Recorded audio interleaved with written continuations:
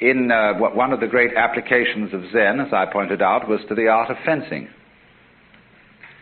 And when you learn fencing, you see you have to learn to be spontaneous, because here of all places it is true that he who hesitates is lost. If you're engaged in combat, you see, and you stop to think what sort of a defense or attack you ought to make, the enemy's got you. So the way they teach people spontaneity in fencing is very interesting.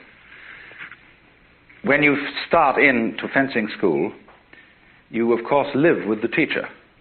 He has a kind of ashram. But you're given a janitorial job. You clean up, you wash dishes, you put bedding away and things like that. But while you're going about your daily business, the master surprises you with a practice sword, which is made of 4 strips of bamboo, rather loosely tied together. And he hits you with this, surprisingly and suddenly, from nowhere. And you are expected to defend yourself with anything available. With the bedding, with the broom, with the pots and pans, with just anything, defend. But the poor student never knows when the attack is coming, or what direction it's coming from, and he begins to get tense. And he begins to go around everywhere on the sort of alert, you see, watching which direction it's coming from. And as he goes down a certain passage, feeling that the master is probably lurking around that corner, and he's all set to go for him, that he gets that practice sword, he suddenly gets hit from behind. So eventually, he gives up.